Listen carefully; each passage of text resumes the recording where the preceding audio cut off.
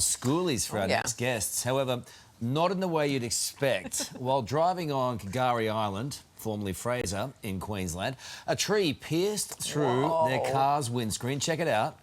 In a moment that could have ended in tragedy. We're pleased to say McKenzie and Dan join us live now from Ipswich. There you are. McKenzie, oof, we are so glad to say you're okay. That was a close call, huh? Yeah, it definitely was, but might be more of a close call for Dan, sitting in the front. Well, tell us what happened then, Dan. Well, it was like we were barely going like 30 kilometers an hour, you know, but the road was just terrible for the car. Like, the sand was so soft, right? So the focus was more on that, and then like the tree just came out of nowhere, and at the last minute, I only saw it in the last second, and I was like, whoa, you know? Well, McKenzie, you were supposed to be sitting in the front seat, is that right? No, I was sitting in the back on the driver's side of the car. Oh, that's lucky. Imagine. Oh, I don't know what to imagine.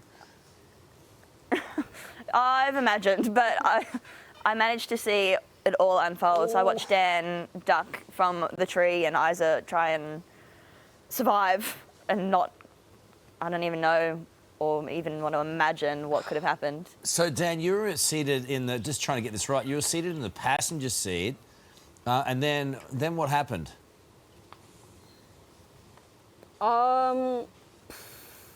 I just ducked out of the way, like, I am so lucky I've got the greatest reflexes ever.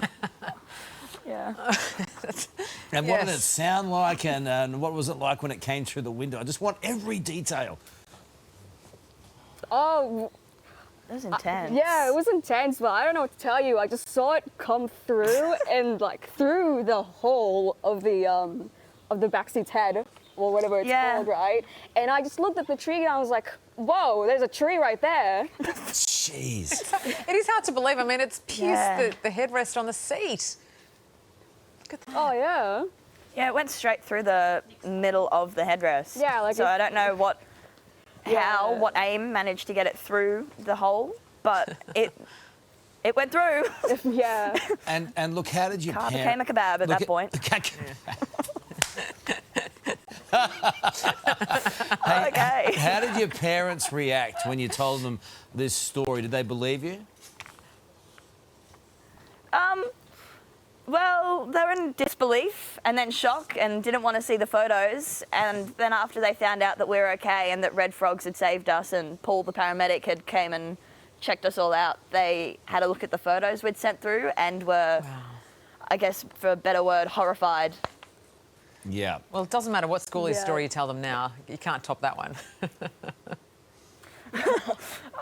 Probably not. Do you have any other stories you want to share about Schoolies with Uncle Carlos and Auntie Says? Oh, no. Here we go. Do we want to know? Well... No, that's a while little... we were... Hey, we're glad you two are all right. Enjoy your break. Thanks for being on our show. Thanks, Appreciate guys. it. Thank you. 2 thumbs up. What a story. Oh. Hey there, Today fans. Sarah and... What's my name again? Oh, my goodness. Carl. Hey, thanks for watching our YouTube channel, though. Subscribe now for more news, special reports, and amazing Aussie stories. And Carl misbehaving, of course. That never happens. Always happens. What's she talking about?